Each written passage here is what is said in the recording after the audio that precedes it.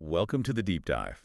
Today we're jumping into probably one of the most talked about verdicts in American history, the O.J. Simpson trial. Absolutely. A case that just gripped everyone. It really did. It split the nation right down the middle. I mean, people were absolutely convinced either he was completely guilty, just terrible, or he was somehow an innocent victim caught up in racism. Yeah, there was no in between, was there? Not at all. And it still resonates today. That line, if it doesn't fit, you must acquit. Everyone remembers that. They do. But the big question, the one we're digging into, is how did this case, which seemed to have so much evidence pointing one way, end up with such, well, a shocking acquittal? Exactly. That's what this deep dive is all about. We've got sources, interviews, trial transcripts. We're going to explore the really complex mix of factors, Yeah. the key moments that led to that outcome. It really exposed so much, didn't it? About justice, race, the media. It changed the landscape, Yeah. completely redefined how those things intersect in the public eye. Okay, so let's set the scene. It's June 13th, 1994. Just after midnight, LAPD gets called out to Bundy Drive in Brentwood. Pretty upscale area. Right. They arrive, and it's gruesome. No witnesses right there, no weapon found immediately. Yeah. Just two victims, Nicole Brown Simpson, nearly decapitated, very bloody scene. Horrific. And next to her, Ron Goldman, Hmm. just 25 years old. It doesn't take long for them to zero in on a prime suspect. Nicole's ex-husband, the football hero, O.J. Simpson. Yeah, and then things get even stranger. Simpson says he'll turn himself in, but then he disappears. Vanishes. And the whole country watches this unfold live. Police cars racing across L.A.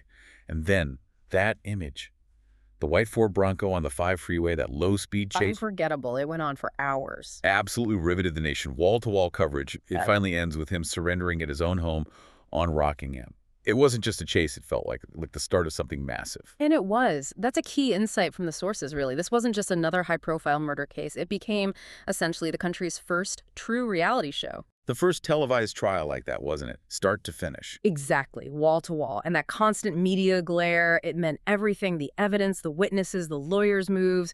It all got filtered through the public's existing views and biases instantly. So the lawyers had to play to two courts, really. The jury and the public. Precisely. It set a precedent, changed how these big cases were handled forever. Okay, so the chase ends. Mm-hmm. The initial chaos dies down a bit. Then, July 22nd, 1994, the legal fight starts for real. Simpson enters his plea. And it was defiant. Absolutely 100% not guilty. And to back that up, he puts together this incredible legal team, the dream team, they called it. Yeah, Jeffrey Toobin pointed out, there's probably never been a single trial with more prominent defense lawyers altogether. You had Alan Dershowitz from Harvard, F. Lee Bailey, the famous criminal attorney. And the man who really took the lead, Johnny Cochran. Right. Cochran. Flamboyant, charismatic, incredibly sharp. Knew the case inside out. Approachable, too. He had that connection. But here's a fascinating detail from behind the scenes. This dream team. Apparently, it was anything but. Oh, the sources paint a picture of, well, a nightmare team. Constant fighting. Really. Competition for the spotlight? Ego clashes. Yeah, apparently they didn't get along at all.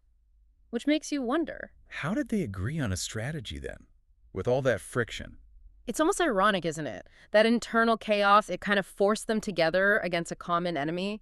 They rallied around one single, powerful strategy: racism in the LAPD. Ah, so that became the focus. It became the glue, strange as it sounds, shifting the trial away from O.J. himself and onto the institution. And they knew how to introduce it. They already had wind of these explosive recordings. Or Furman tapes. We'll get to those. Exactly. So they asked the judge for permission to question Detective Mark Furman about using the N-word. They even quoted what he allegedly said. Terrible stuff like, all the niggers, put them together and burn them. And the prosecution fought that hard. Chris Darden argued it was the filthiest, dirtiest, nastiest word. He worried it would put black jurors in an impossible position, basically testing their loyalty. But Cochran pushed back, said it was demeaning to suggest black jurors couldn't handle hearing those words. That exchange right there, that was the moment. It basically locked it in. Race was going to be central to this trial's outcome. No question. So the trial itself kicks off January 24th, 1995. And the scene outside the courthouse. Oh, complete circus. Yeah, satellite trucks everywhere, media frenzy. Walking into court felt like I don't know, the Oscars red carpet or something. While inside, this intense real-life drama is playing out, and millions are watching every second. It had everything, didn't it? Yeah. Violence, sex, race, celebrity, sports. And the only eyewitness, a dog, an Akita. Unbelievable. So the prosecution starts. Marcia Clark lays out their case. Love, lust, and loss of control. Simpson killed Nicole, they argued, because he couldn't have her. And they felt they had the proof, that trail of blood evidence. Right. From the Bundy crime scene inside the Bronco leading right into his house on Rockingham, it seems pretty damning. And for a lot of people watching, it probably did seem open and shut.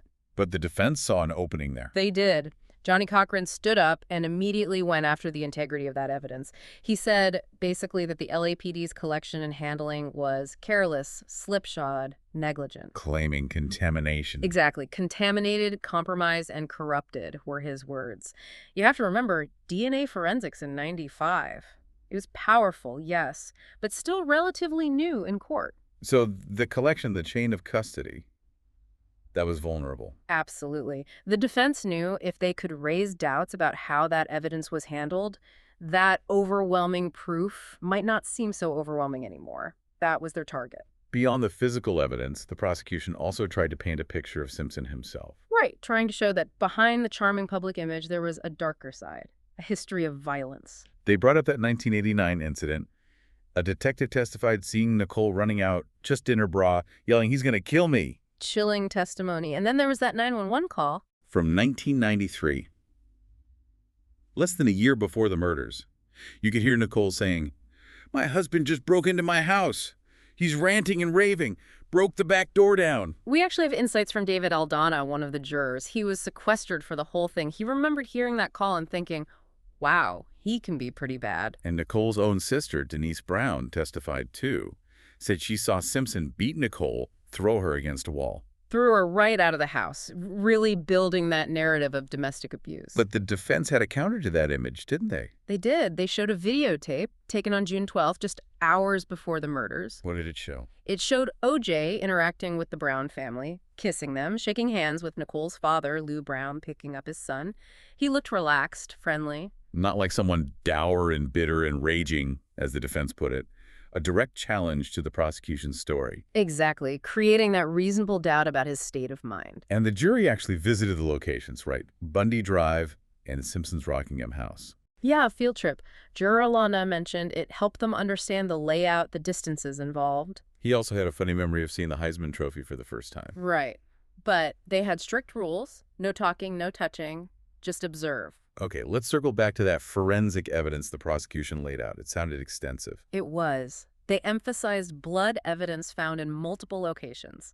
At Bundy, at Rockingham, and in the Bronco. And they linked it directly to Simpson. Yes, using DNA analysis, which was, as we said, cutting edge then.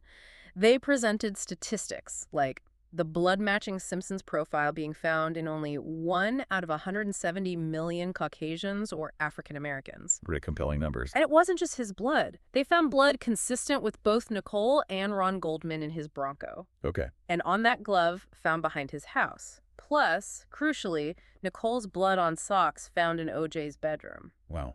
And the shoe prints. Right. Bloody prints in the Bronco on Nicole's dress. An FBI expert, William Bodziak, testified they came from expensive Bruno Magli shoes. Size 12. Yeah. Simpson size. Correct. Bodziak said Simpson was a candidate for having worn those shoes. It was another strong piece of physical evidence tying him to the scene. Then you had the witnesses who placed him or his movements around the time of the murders, like Cato Kalin. Ah, Cato, the house guest. Definitely an unforgettable witness. He testified about hearing those 3 thumps against the back wall of his guest house. Which the prosecution argued was Simpson possibly dropping that bloody glove as he came back onto his property. And the limo driver, Alan Park. His testimony seemed important too. Very. Park said he arrived to take Simpson to the airport, started buzzing the intercom around 10:40 p.m., no answer. For how long? Until 10:55 p.m., 15 minutes later. Then Simpson answers, sounds rushed, says he overslept, just got out of the shower. And both Park and Kalin mentioned seeing a dark bag near Simpson's Bentley. A duffel bag. Simpson insisted on handling it himself, wouldn't let Kalin help. Which leads to the question. What was in the bag? Detective Tom Lange believes Simpson might have put the murder weapon and bloody clothes in it, then disposed of them in the airport. Was there any evidence of that? Lange mentioned a witness who saw Simpson near a trash can at the airport. Looked like he was shoving something deep inside, but nothing was ever recovered. Interesting how people saw Cato Kalin so differently, too. Right. Juror Aldana apparently thought he was an idiot. Basically useless testimony. Null and void, he called it. But Kalin himself felt totally misunderstood. Yeah, he said he was taking it incredibly seriously, pausing to think so he could be 100% honest. Shows you how perception matters so much in a trial. Okay, now for the moment. The gloves. Ah, yes. High drama in the courtroom. Prosecutor Chris Darden asks O.J. Simpson to try on the gloves, the ones found at Bundy and behind his house. And F. Lee Bailey supposedly whispered to Darden something like, "What the hell are you doing?" You could see why. It just unfolded like a slow-motion train wreck for the prosecution. Simpson making a whole show struggling with them. Milking the moment, absolutely, and then delivering that line. It's too small. So damaging. Darden later admitted it was a mistake, though maybe he didn't grasp how big a mistake until he saw the public reaction. But from the defense view. A total win. Simpson basically got to demonstrate his innocence, to testify without facing any cross-examination. But here's another twist from juror Aldana. He didn't think it was that big a deal. Really? Why not? He said he was a truck driver, wore gloves all the time. He knew leather gloves shrink when they get wet, especially with blood potentially. So for him, it didn't prove much. Wow. Just goes to show individual juror experience can completely change the impact of even the most dramatic evidence. So the prosecution rests its case, and then the defense comes out swinging. Blistering attack is right. They honed in on the LAPD lab, calling it a cesspool of contamination. And they didn't just suggest incompetence, did they? They hinted at something more sinister. They did. They floated the idea of a conspiracy, that evidence was planted, pointing to how blood mysteriously appears on vital pieces of evidence, like the sock. And Barry Scheck's cross-examination of the criminologist Dennis Fung. That was intense. The legendary Scheck just hammered him, questioning why he wasn't always wearing gloves, highlighting inconsistencies, repeating that phrase. How about that, Mr. Fung? Exactly. Juror Aldana said Scheck just ripped him apart. It clearly planted seeds of doubt about the evidence handling. Aldana himself came to believe some evidence was planted. Which leads us directly to Detective Mark Furman. An absolutely pivotal figure. He'd found the bloody glove at Rockingham. Key witness. But under oath, during cross-examination by F. Lee Bailey, he was asked about using the N-word. And he denied it. Emphatically said he hadn't used it in the past 10 years. Anyone claiming he had was a liar. That denial would come back to haunt him and the prosecution. Big time. Because then came the bombshell. The Furman tapes. Yeah. The defense got a tip about a screenwriter, Laura Hart McKinney. She'd interviewed Furman years earlier for a project. And recorded him? Recorded everything, hours of conversations. And on those tapes, Furman uses the N-word repeatedly, dozens of times. Devastating. When Judge Ito allowed the jury to hear just 2 short excerpts, the impact was immense. One prosecutor reportedly just broke down crying in the courtroom. Furman was recalled to the stand, wasn't he? He was. But this time, when asked pointed questions like, "Did you plant evidence?" he invoked his Fifth Amendment right against self-incrimination, refused to answer. Which, in the eyes of many, was almost like an admission. It sealed his fate. His credibility was gone. Dismissed from the case in disgrace, the conclusion was inescapable. Furman was a liar. And if he lied about the N-word, what else did he lie about? Did he plant the glove? Suddenly, the defense's conspiracy theory didn't seem so far-fetched to some jurors. Exactly. It cast a huge shadow over the entire investigation. So after all this, 92 days of testimony, almost 60 witnesses, nearly 500 exhibits, the jury sequestered for, what, over 260 days? Longer than 8 months. They were initially told maybe 3. Unbelievable strain. Finally, late September 1995, closing arguments. Marcia Clark goes first for the prosecution. And she had to address the Furman issue head-on. She admitted, yes, he did lie. He is a racist. But her point was that Furman being a racist liar didn't mean Simpson wasn't guilty. She argued the other evidence, the DNA, the timeline, still proved guilt beyond a reasonable doubt. Then the defense. Barry Scheck hammered the contamination and planting theories again. Right. He conceded Furman was a liar and a genocidal racist, but used that to fuel doubt.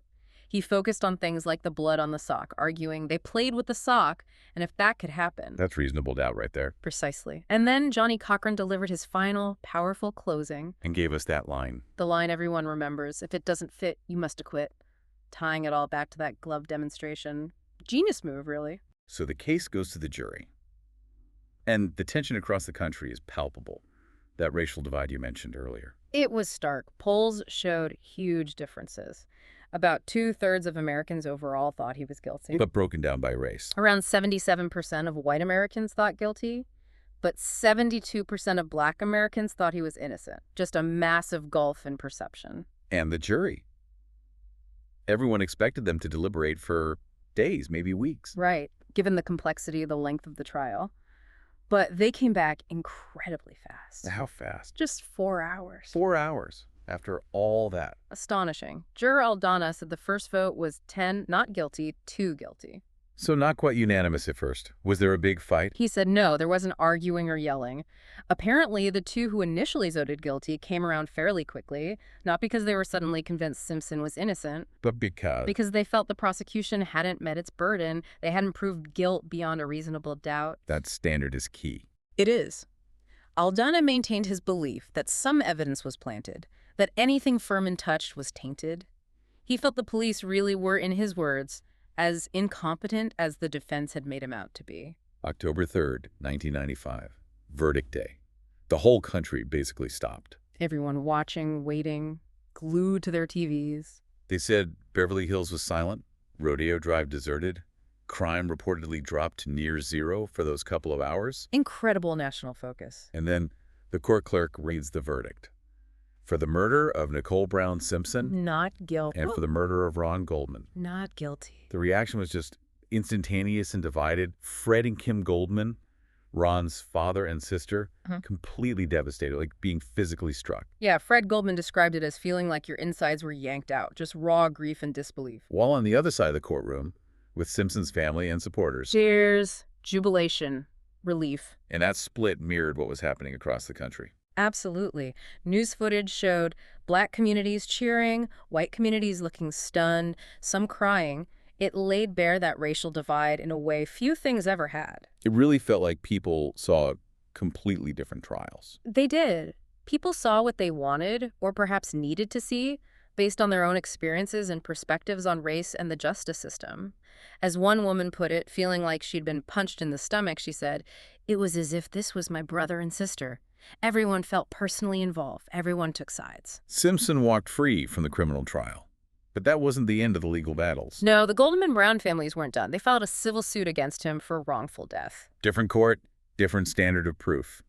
No cameras allowed this time. But we later got access to excerpts from Simpson's deposition in that case. Some pretty revealing moments. Like when he was asked about photos showing bruises on Nicole's face. He denied seeing them, claimed maybe it was makeup from doing a movie, just brushed it off.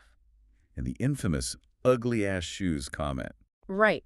When Shane photos of the Bruno Magli shoes linked to the crime scene prints, he denied owning them, saying he would never worn those ugly-ass shoes. But the civil trial attorney, Daniel Petruccelli, managed to prove something the criminal prosecutors didn't rush. He did. He actually found photographic evidence of O.J. Simpson wearing that exact type of Bruno Magli shoe at a football game months before the murders, directly contradicting Simpson's sworn testimony. And that made a difference in the civil case. A huge difference. The civil jury found Simpson liable for the deaths and awarded the families millions of dollars in damages. So, held responsible in civil court, but still he left court a free man after that too. Yes. For a while anyway. Until 2007, Las Vegas. Yeah. A completely different case. Armed robbery and kidnapping, related to sports memorabilia he claimed was stolen from him. And this time the verdict was different. Very different. Guilty. On all charges. The sentence. 33 years in prison. And the sentencing date. Exactly 13 years to the day after his acquittal in Los Angeles. Wow. Just an incredible, almost unbelievable coincidence. A bizarre twist of fate indeed. Which leads to that final thought from Detective Tom Lange. What did he say? He reflected on Simpson being in jail, but felt a deep sense of irony. He said Simpson deserves to be in jail, but for the murders, not for what he's there for now. That's almost laughable. A sense that justice, in the end, still felt incomplete or skewed for those closest to the original case. Exactly. It underscores that lingering feeling for many that the system didn't fully deliver accountability for the deaths of Nicole Brown Simpson and Ron Goldman. Well, this deep dive really highlights just how many layers there were to this case. It wasn't simple then, and it isn't simple now. Not at all. The O.J. Simpson trial, even decades later, it just keeps sparking debate. It forces you to think about justice, race, celebrity, media, all tangled together. It really does, and it makes you confront how much our own backgrounds, our own experiences shape how we see things, how we perceive truth. So a final thought for everyone listening. Think about how that nonstop, wall-to-wall TV coverage, the first real reality show trial, might have shaped everything. Right. Did the cameras influence the lawyers, the witnesses? Yeah. Public opinion, even the outcome? What does this whole saga teach us about the power of a story, the fragility of evidence, and maybe how hard it is to find a single shared truth, even when we all seem to be looking at the same facts?